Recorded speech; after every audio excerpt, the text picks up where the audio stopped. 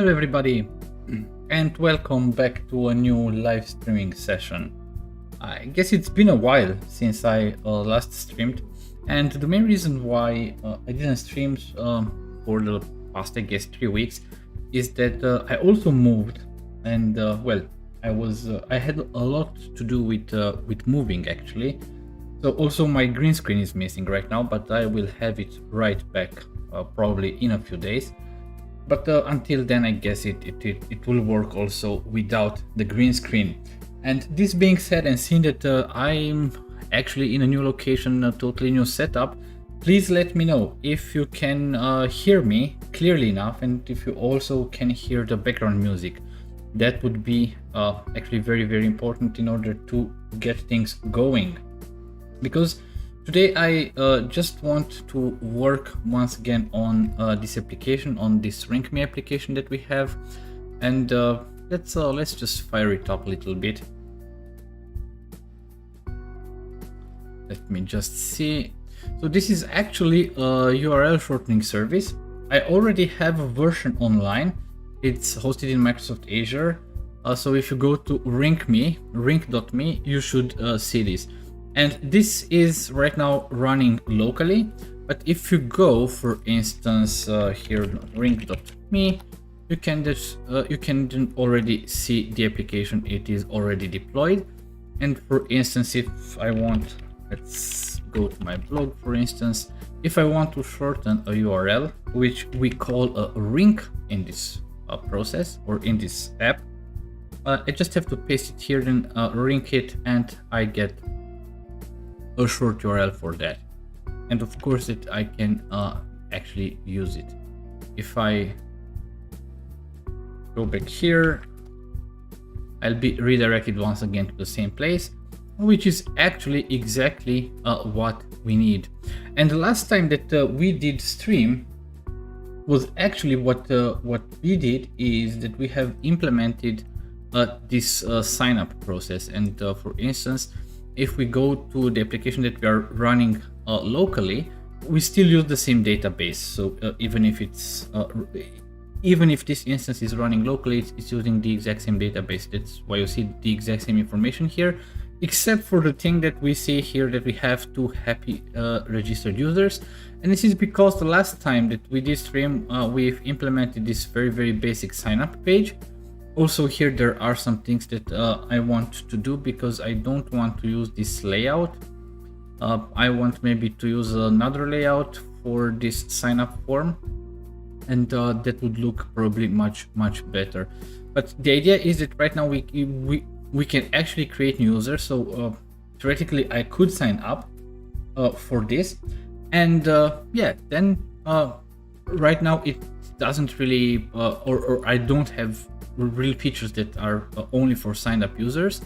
But next we would need to implement also the login functionality, so that a user that is signed up can also log in, of course. And then we'll see what features do we want to really implement for users that are signed in. Thank you very much for work. Yeah, you're welcome. I hope it's really helpful. Today we will do some important stuff, I would say, but let me just close this for now. So the idea is that what happens is that we have a DB context actually. If we go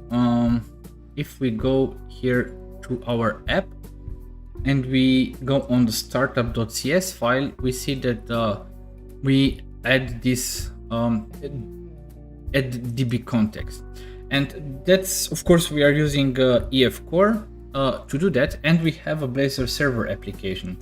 And the problem is with Blazor server applications is that adding a DB context like this is actually not optimal at all.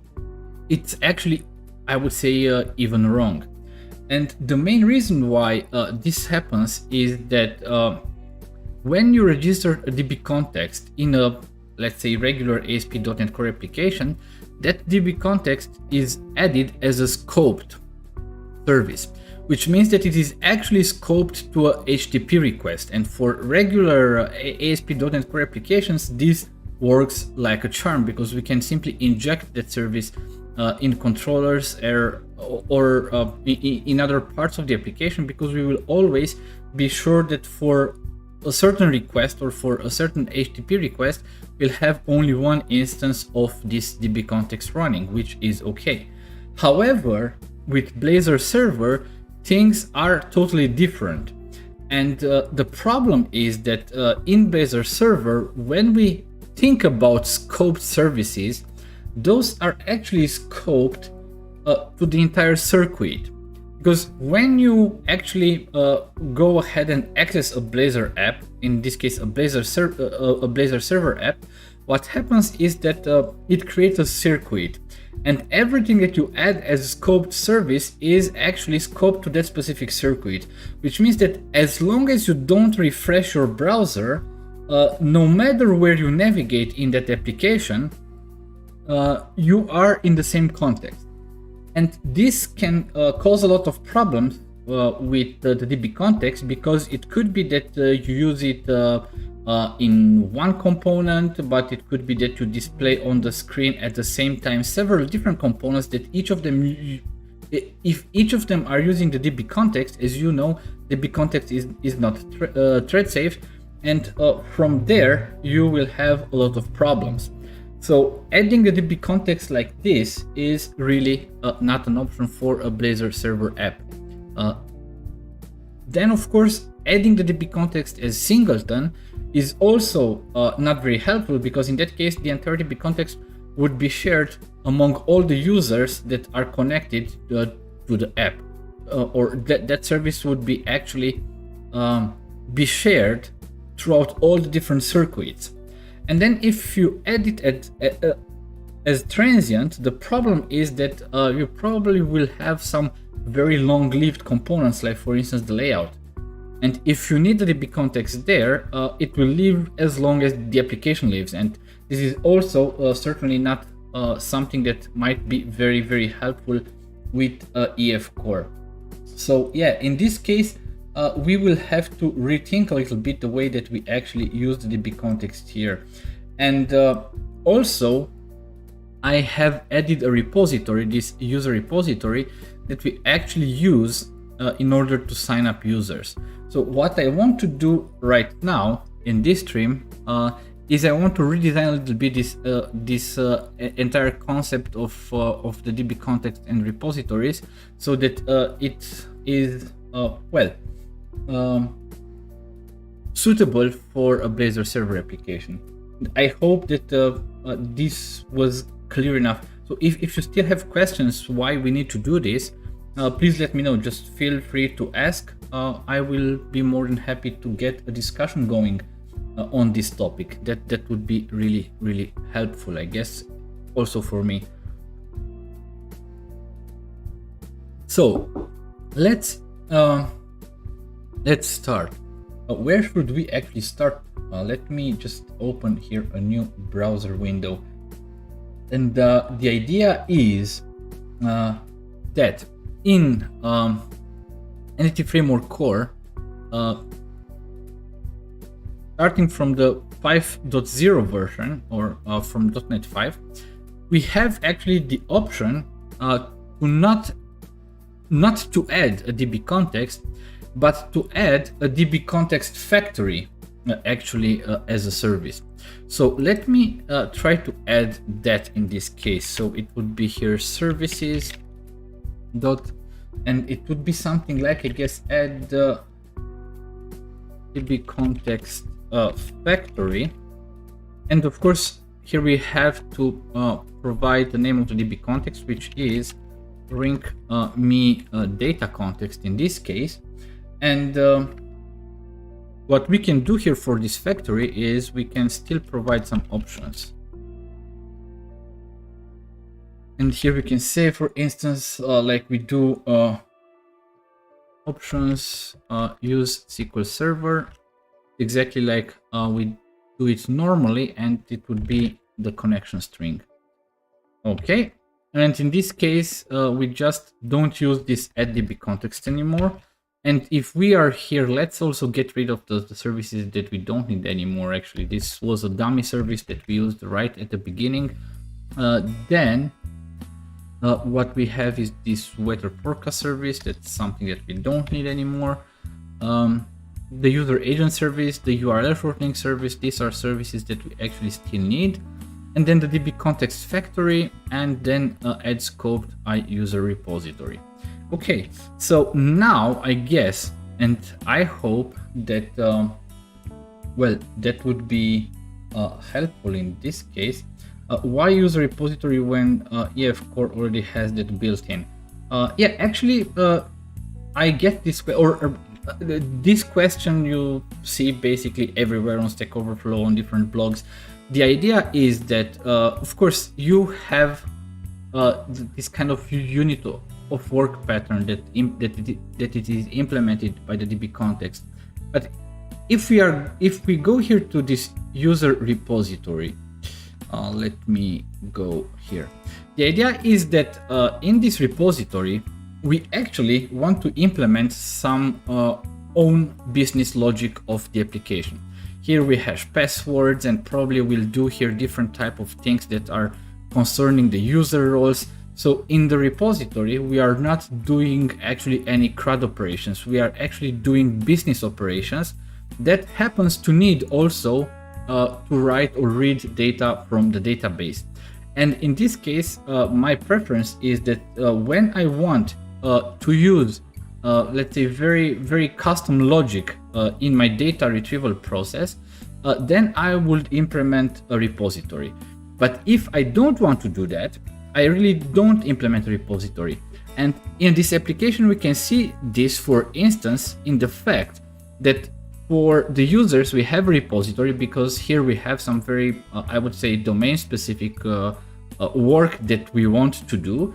But for instance, when we shorten URL, when we shorten URLs and when we write them in the database, we actually don't use the DB context, or sorry, we don't use a repository, we use the DB context. Because in that case, it's very simple. I just want to get a short URL, or I just want to write a short URL, and that's it. So it's no real business logic there. So in that case, I prefer to use directly the DB context. But when I have some more custom or very specific logic that I want to implement, then I prefer to have a repository. Let's see here, repository is more generic and it becomes easy to maintain and test your app. Yeah, this is also correct from my point of view, because you can easily mock the repository and yeah, do the tests that you would actually want to do. But once again, as a summary, the way I like to see it is when I have some more specific to my domain logic that I want to use in my data retrieval and writing process, then I use repositories. If I want to do some plain CRUD operations, then I would not use a repository, but I would use directly the DB context for that. So yeah, I guess that's the way that I see it. But regarding this topic, you will never find a consensus in the community, because everyone actually thinks differently regarding this type of topic. 2 months you recommended me to learn object-oriented programming, C# Java. You say object-oriented programming for noob beginner. Because the object-oriented programming pattern is still the pattern that is most widely used, I would say, in programming, and it really helps you to get a starting point in your programmer career, I would say. So this is actually why. So, and then can you say why you recommend me object-oriented programming for noobs beginner? Yeah, it's actually I said it already. It's because this pattern is still the most widely used programming pattern right now, and therefore it actually opens you a lot of different opportunities. And also from my point of view, this object-oriented paradigm is much easier to grasp, because it is also actually very I would say strongly related to the world that we actually know. Because what we do in programming, and especially in object-oriented programming, we try to model some real-world objects or real-world concepts in a programming language. So you have actually, so when you write a software in this object-oriented programming paradigm, you actually get to remodel something that is real, that you get in contact with very, very often. And that's why it's sometimes maybe easier to really understand how you should shape your software, for instance.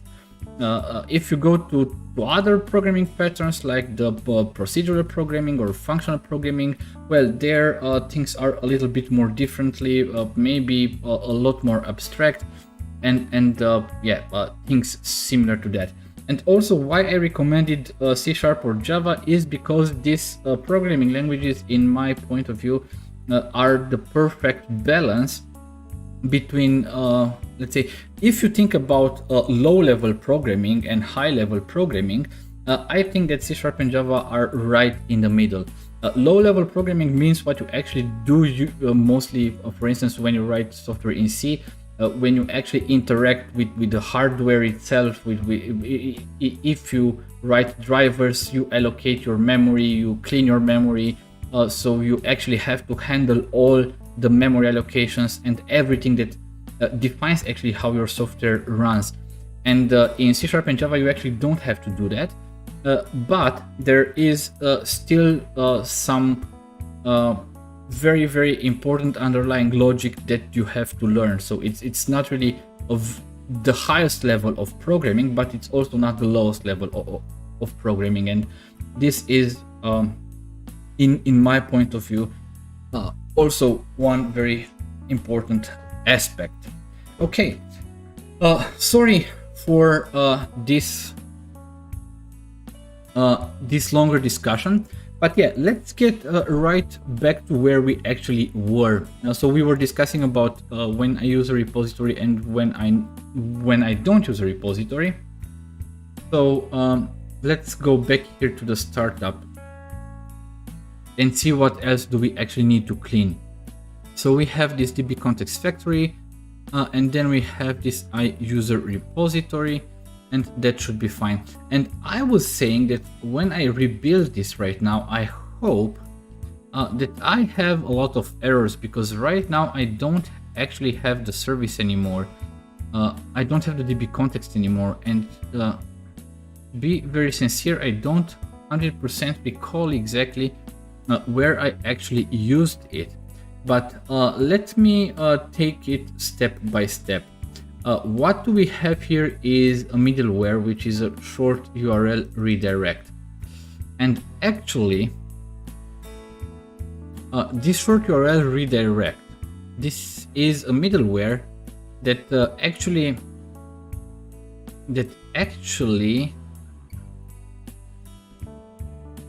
no, and I think what I will do, because here we have two different things. In the middleware, when I have a scoped service, that scoped service is really scoped to that specific request. So in that case, I don't really need a factory, but I can actually use the DB context itself. But then in the Blazor components, when I need to work with data, I won't use the DB context, but I will use the DB context factory to actually get a DB context. And yeah, in that case, let me go back here to the startup.cs file. And I will also add services, add DB context. Okay, I have a typo here. Probably services add DB context. Of course, this is of type bring me data context. And I also want to use the options, use SQL Server, and I will specify the connection string.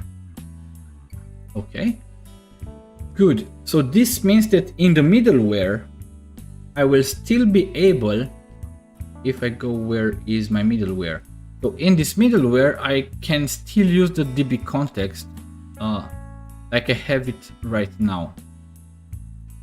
The ring me data context, it will get actually injected in this invoke method that gets invoked by the URL. So here we can do this without any problems.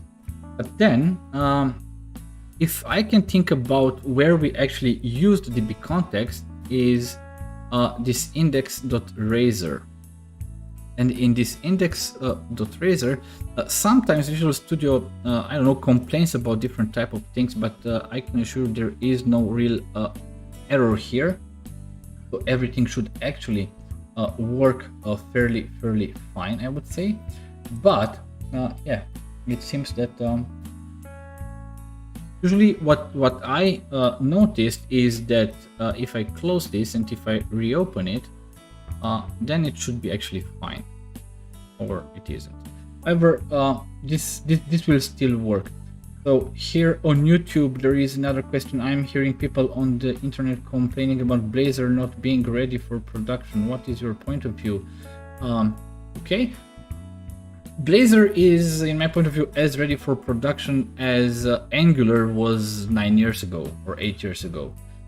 It's actually, well, of course, it's a product that it's still in its early stages, but my point of view is that starting with .NET 5, actually, we have a fair amount of features both for Blazor Server or for Blazor WebAssembly that would allow us to use it in production.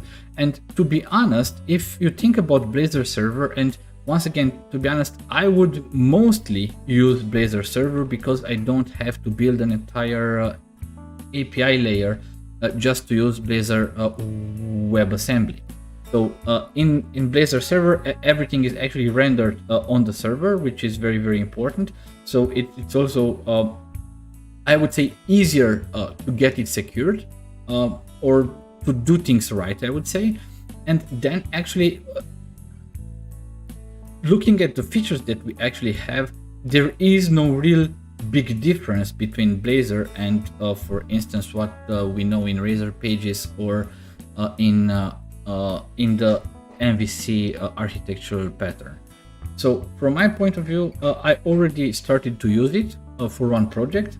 I used Blazor Server, of course, but yeah, I think that of course, depending also a lot of the application that you have to build, but I would use, or I am already using actually Blazor Server for a production application. So yeah, I would certainly recommend at least thinking about it.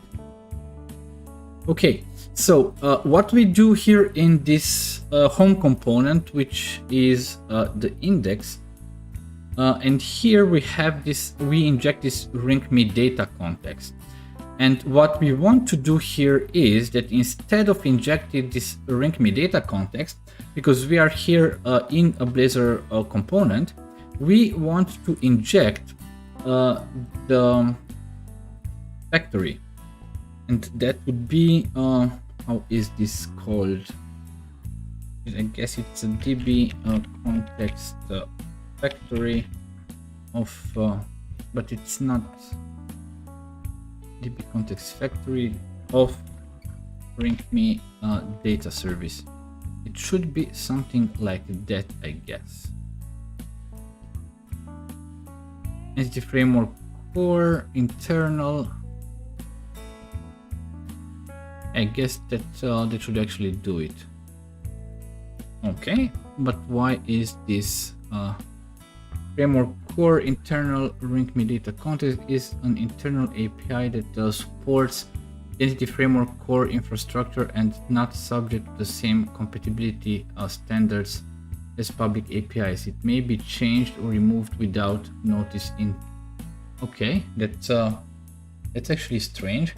Let me just briefly look into something here.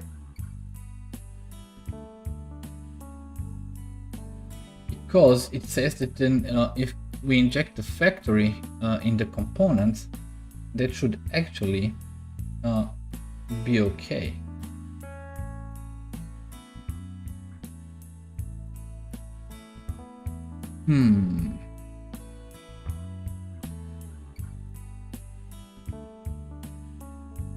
But maybe, I don't know, let's it's also for me right now, it's playing around with that.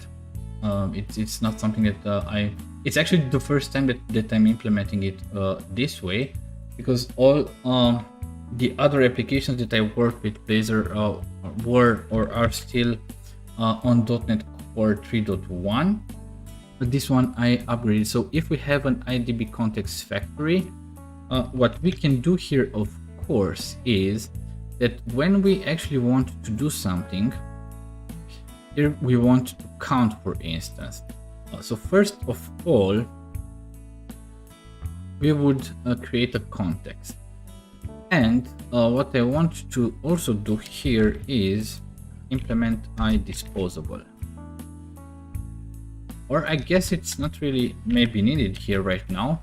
We'll look into this maybe later if we need the iDisposable or not. But what we can do here, let's say this is data context factory, and then let me create a var context equals data context factory dot create DB context, and that should actually do it. And here, if I replace this with the new context that we get, if I replace this with the new context that we get, and if I replace this with the new context, then that should it's CTX, sorry, CTX. And in order to make sure that we actually get rid of the context once it is not needed anymore, let's here do it like that. So we move this here, and then we move everything here in this using statement, and then we can delete this.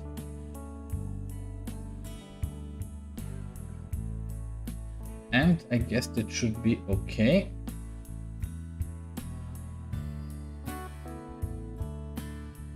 Okay, so what is the problem right now? CTX, the name CTX does not exist in the current context. Okay, but why? Because it should work. Okay, I have a problem here. Yeah, right now it should be fine. So we, in this case, we are sure that after we do all this stuff here, actually we dispose the context. So that should take care actually about this type of thing. Good. Let me check briefly if we have DB context also somewhere else, because here we have this URL shortener, and here it is the same thing. We have this ring.me data context.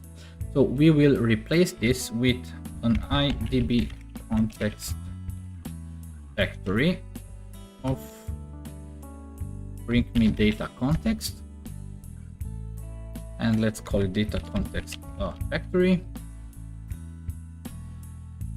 Let's add the using statement that we need. Okay, and then let me see, on initialized async, we just create a new URL here. I don't remember exactly for what we need it, but I guess that is for the form. Yeah, that's for the form validation and things like that. And then async void shorten URL. So this is the callback that gets called when we press the button to shorten a URL. And here in this case we get the value from this model class, and this is okay. So then we use the shortening service to quick short that URL, and then we use the data context to do some stuff there. So wait on shorten URL invoke async, and this is a callback that we return in order to notify the parent, which is this one, that it should increment the counter of the shortened URLs. So yeah, let's also try to use a using here. And it would be var ctx equals db context of factory. But it's, how did we call that? I guess it's data context factory, sorry. It should be data context. Okay, what happened here? Data context factory dot create db context without the semicolon at the end. Okay, so what's your problem right now? What is the problem? Data context factory. Of course, this is a method. Oh my god, what's wrong with me? Okay, and then okay, these two lines will put in this using,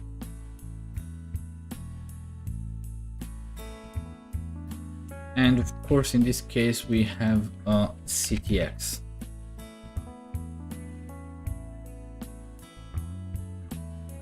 Is it clear why we actually did this, or what the big benefit of this approach actually is? Because we actually create an instance of the db context right here where we need it. We do what we need to do, and then the instance gets destroyed. So in this case, we actually most probably won't have problems with concurrent db contexts that we have running on the same component. And actually, if we want, we can actually use a single db context instance for the entire component. But if that is a long-lived component, that might also not be a very wise strategy to use. But for now, I guess that this is actually what we need.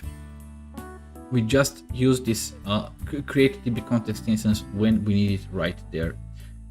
Then let me see if we have something else. Now, for the sign up component, where is it? In the sign up, here, this is actually, that's actually also a Blazor component, actually. That's also a Blazor component. So here we also have to think a bit how we want to do that. But the problem here is that in case of this sign up, we actually don't use the db context, but we use a repository. So in this case, I guess we should just a little bit redesign our repository. And in that case, let me go to the repository. User repository. So what will change here is that we will have here this field would be not be a db context, but it would be an db context factory. Let's add the using that we need. Okay, but here don't we have entity framework installed here? Guess we should have it installed, but yeah, probably it's not installed, so let's do that.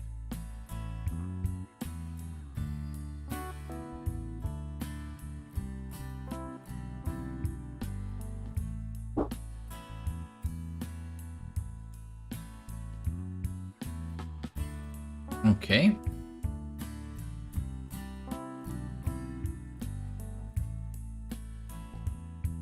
But we did install it.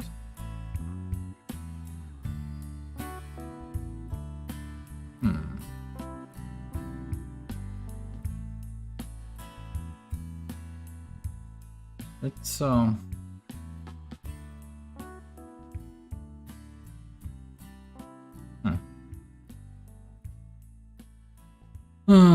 entity framework core. What was the package that we actually used here? Microsoft Entity Framework Core. Okay. Let's try it.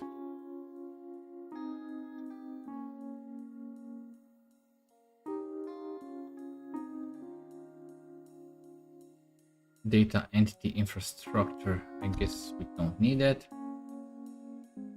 But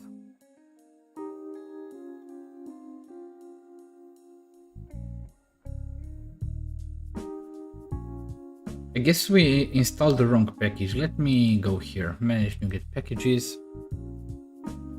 Something is wrong here.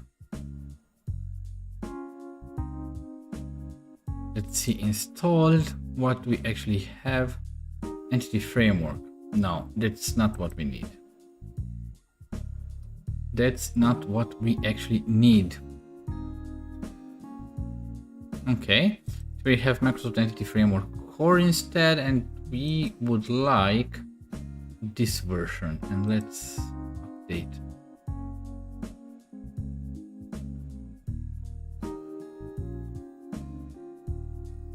Okay, but let's also update all the others. Core tools. This is on 3.1, 3.10. So let's update it to 5.0. And .NET Standard Library, I guess that's something that is not updatable so far. Okay, so what's actually the problem here? They didn't update it. Why? Accept. Okay, let me just look into why. And that could actually be a problem. So this is the type of namespace. That's something that. Let's go to the package manager console and. I don't know what happens. Why actually don't we update it?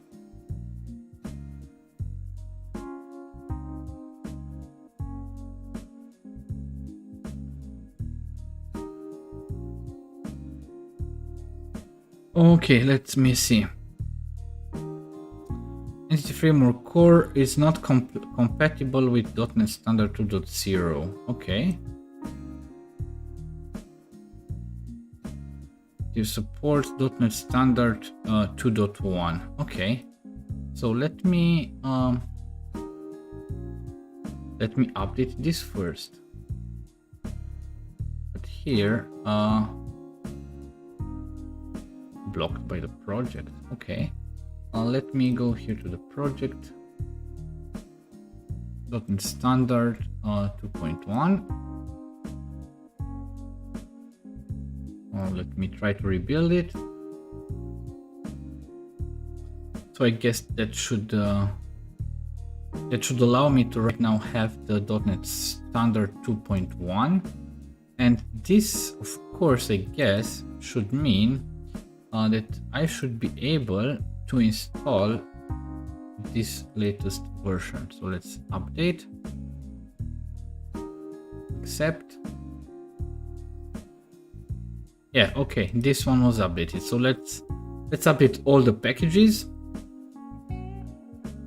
So we are also now updating to the newest version of EF Core on .NET 5 during this stream. That was something that I didn't necessarily plan, but I guess that might be useful for all of us, because yeah, we could we see what problems could we have when we want to install new packages.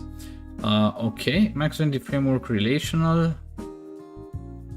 Okay, directly from the project, select different version. Okay, package downgrade, Entity Framework Core Relational.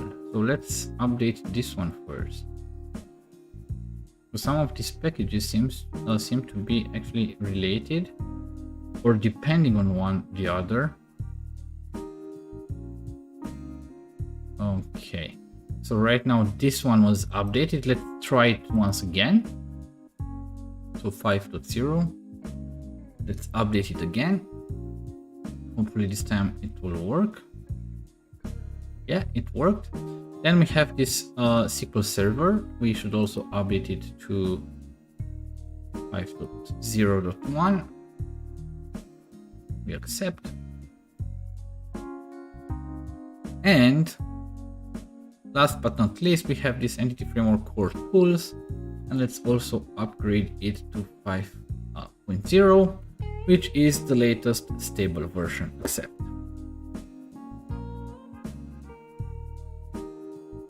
Okay, so now we have all the new packages here for Entity Framework Core. So let me, okay, IDB context factory. Yeah, we have to provide this as a generic one. Bring me data context. So that should be fine right now. But why is this here underlined? Changing directions is unnecessary. Okay, if you say that it's unnecessary, let's remove it. Ah, because it was here. Okay, sorry, I kind of missed that. Okay, so in this case, what we want to get here in the constructor through constructor injection is once again an IDB context factory of bring me data context. Sorry. Okay, and then what we could do in this repository is, I'm thinking right now, if we, because I'm thinking right now, the problem is, okay, we would actually need something like,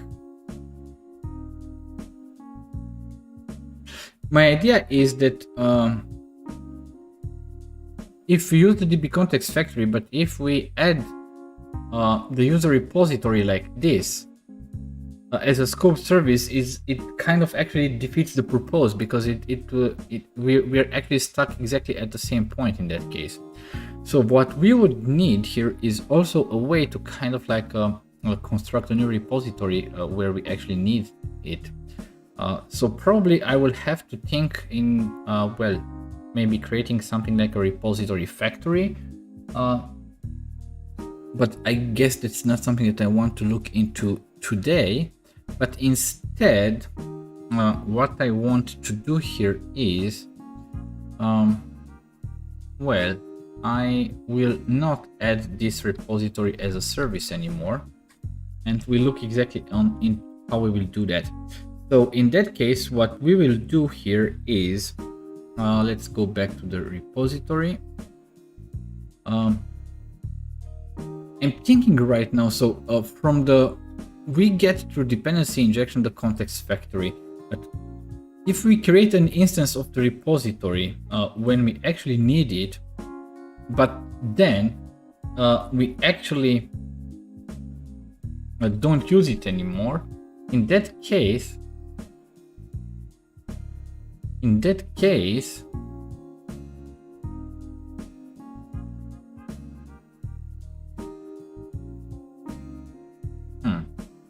yeah, let's see. So if we, instead of creating a DB context instance right when we need it, we create a iUser factory instance right when we need it. So in that case, this DB context factory, it doesn't really.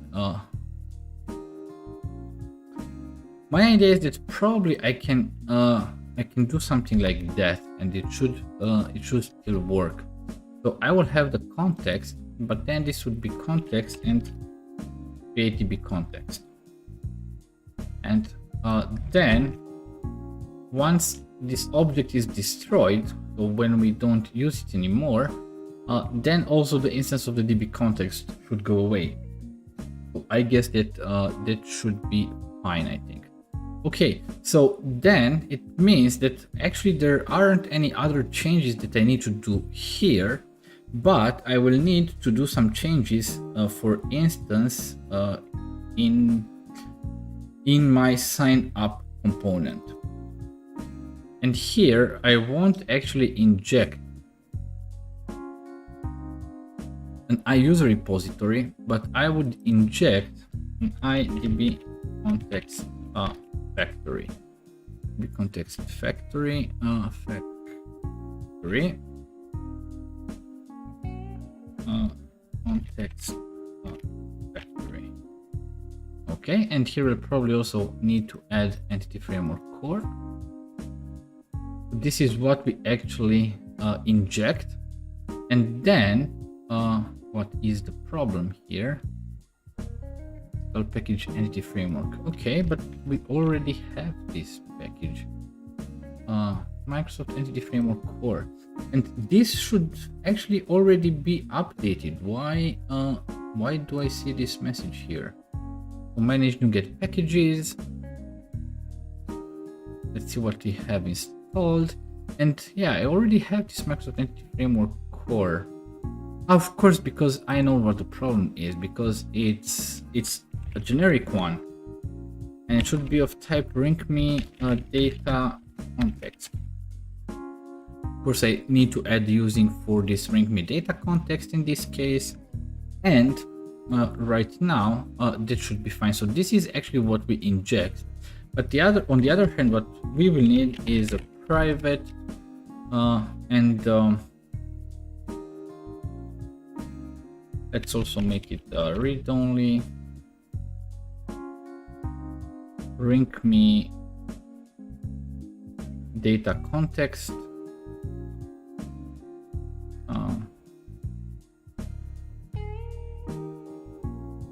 Actually, we don't need this data context anymore because we can just pass the context factory to the constructor. Okay, so what I wanted to do here is, so right now when I need to use the repository to sign up a user, this is where I would actually want to create a new iUser repository. So what I could do, var user repo equals new user repository, but it's not an iUser repository but user repository. Probably will need to add a certain using also here, $repositories, and we'll pass here this context factory. And then I will have this user repo that would actually do exactly the same thing. So it would sign up the user, but I would also maybe put everything into using here. And let's move this one in the parentheses. That should be something like that. And of course, the semicolon is not needed anymore. And then this one. But then let's move everything here in this using.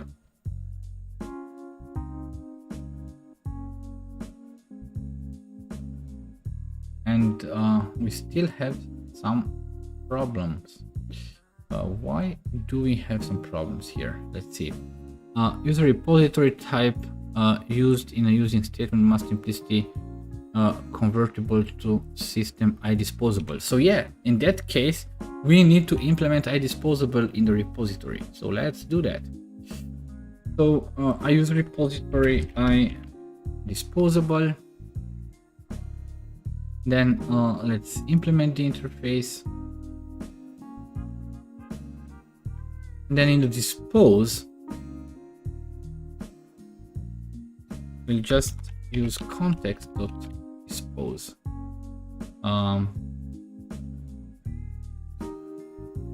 Should we do this asynchronously or not? I'm not sure what would be the best practice here. But in this case, maybe let's just use dispose here. Okay. Good. So in that case, we have implemented iDisposable, and what we need to do is simply to dispose the ring.me data context. And let's go back there to see what errors do we still have. So if we go to signup.razor, okay, index only/async. Okay, what do we assets? Okay, ensure that the restore has run and that you included on the standard 2.1 in the target framework for your project. Okay, but that shouldn't this be Untitled package downgrade? Why is this a project downgrade? Let me do this. Let me go to solution and let's clean the solution.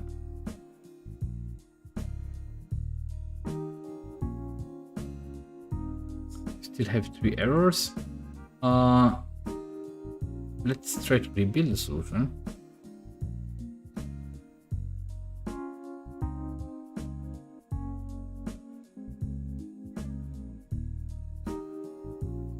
A lot of things fail here. Okay, so in the infrastructure, so this first one is something that we actually can discard, so that is not important. But in the Microsoft in the infrastructure, okay, because in the infrastructure we actually have an Azure function that does some cleanup jobs. That function runs actually every day, and it cleans up the database from different things. So yeah, let's go to this infrastructure and yeah, dependencies, manage Nuget packages. Let's see, installed, what we have. Azure functions, this is up to date, but Entity Framework Core. So let's update this to 5.0.1. I accept.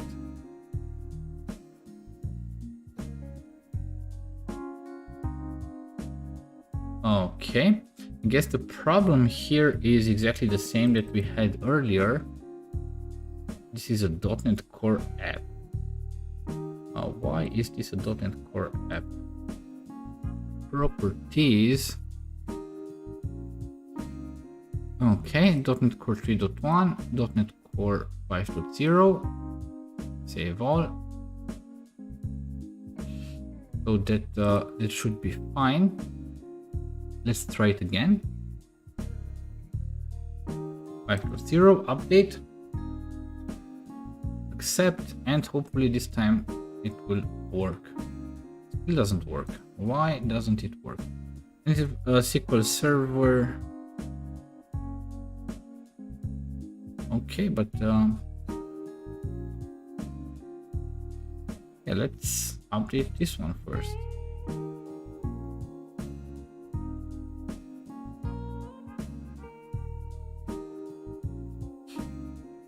Okay, Microsoft Entity Framework Core from 5.0.1 to 3.1.0. Reference the package directly from the project or select a different version.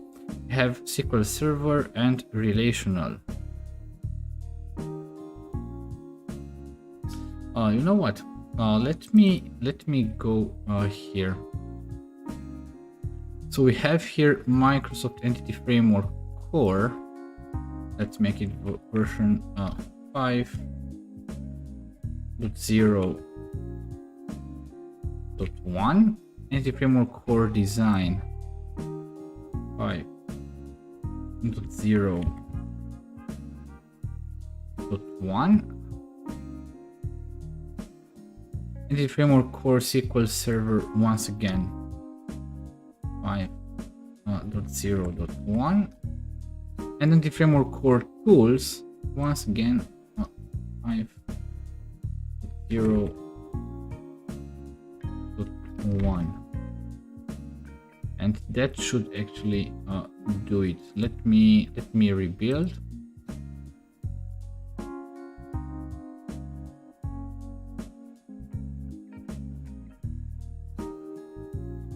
Okay. Let me check again. So yeah, right now we have everything correctly.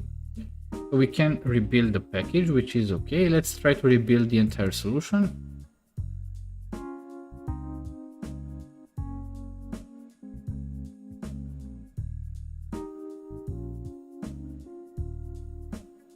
Okay, so now everything succeeded.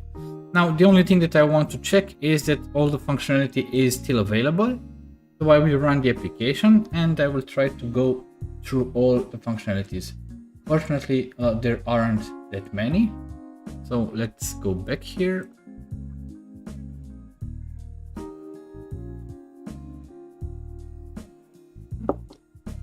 So the idea is that the home component works because it shows me the registered users, the shortened links, and the links clicked per day, which means that it was actually able to read the data, even if right now it's actually using that DB context factory and not the DB context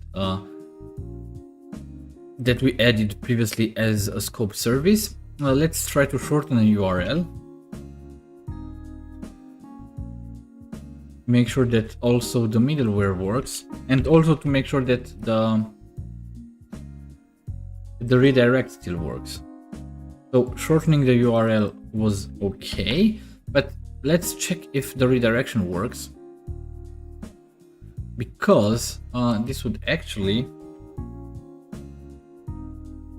but actually now I'm thinking that when we do this here, so this is actually not accurate, because it's actually using the application that is deployed on Azure.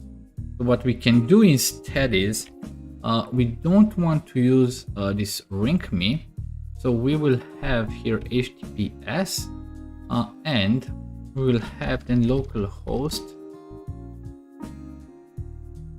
44377, and in right now we should use the application that is actually running here on my machine, not that it's hosted on Azure.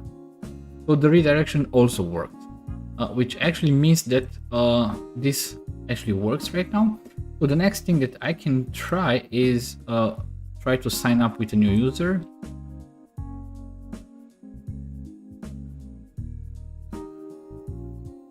Password and your email.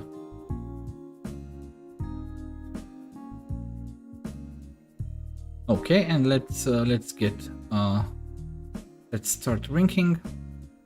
And I was redirected to the login. The login is not implemented yet, but what we can do here, for instance, is we can even stop the application. We don't really need it anymore. But if we go to SQL Server Object Explorer, we should be able to actually check if the sign up actually worked. Because here we have this database, RINC.me database, and here we have these tables, and we should have something like a user table or something like that. It just needs a little bit to refresh, but I guess it should be fine afterwards.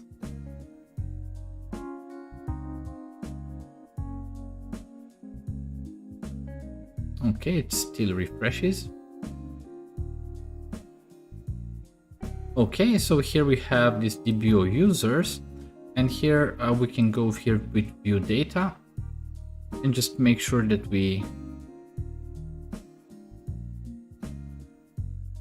so we should have 3 users right now. So not 2, but 3.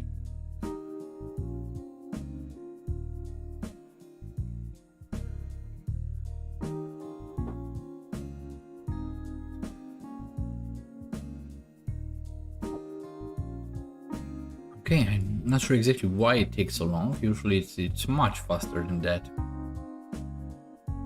But yeah, I have here a lot of things going, maybe with the streaming, and it could be that this is why it's a little bit slower, but yeah, hopefully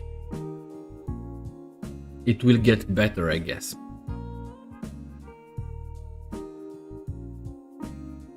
It should open in the end. If it doesn't open, we can actually go once again and check if we run the application, the counter that actually counts the registered users could actually display 3 right now instead of 2, which was the case earlier. And of course, we will also have to test that the Azure function is still working, but I guess it should work, so there shouldn't be a problem with that one.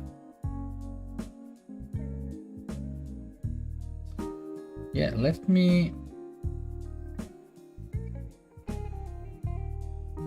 I'm not sure why it hangs like that.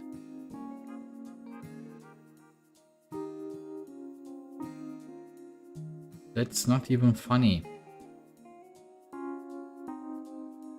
In the meantime, do you have a question? Do you want to say something?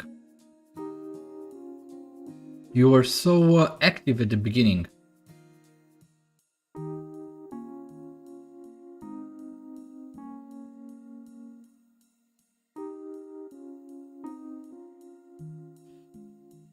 Yeah, I guess we... Okay. So yeah, we have 3 users right now, and this one was the one that we created. Yes, this is the user ID, new user, email address, phone number we don't have, is verified, we put default on true. So yeah, so this means that, yeah, as a short summary of what we did today, is that first of all, we have upgraded actually all our projects to .NET Standard 2.1 and to .NET 5 for the projects that are actually runnable, like the web app and the Azure Function app. And we have actually redesigned the way that we actually work with the DB context in our Blazor server application in order to reflect this new programming model that we have in Blazor. And once again, if you didn't watch from the beginning, the reason why we actually can't simply add the DB context like we do in regular ASP.NET Core applications is that when we add the DB context, it is actually added as scoped. But in Blazor server, scoped means actually scoped to the circuit that user creates when user loads the application for the first time.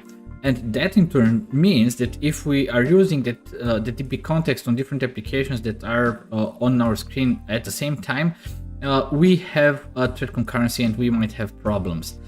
So this is why adding the DB context as scoped is really not the best practice at all in Blazor.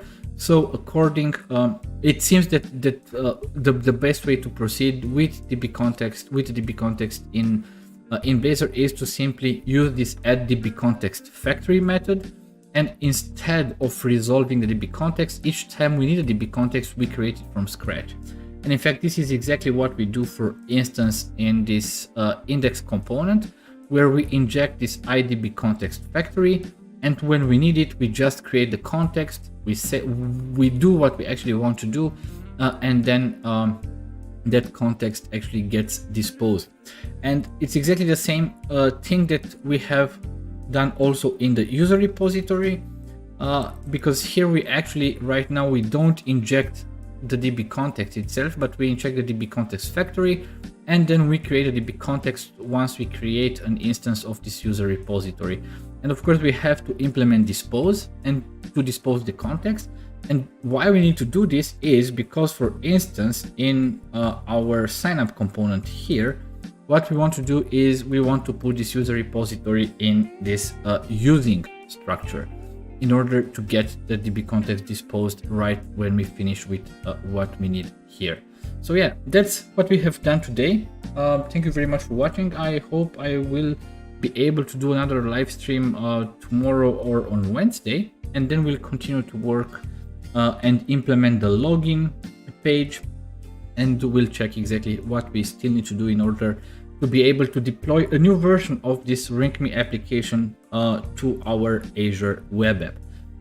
Thank you very, very much for watching. If you did enjoy this content, then just if you're not a subscriber, then don't be shy and hit the subscribe button or the follow button on Twitch. It would be highly appreciated. And if you think that maybe some of your friends or colleagues or peers might benefit from getting involved here in our talks, then yeah, just feel free to share the link to this channel and to the Twitch channel if you would wish. Once again, thank you very much for watching, and until the next time, please stay safe, and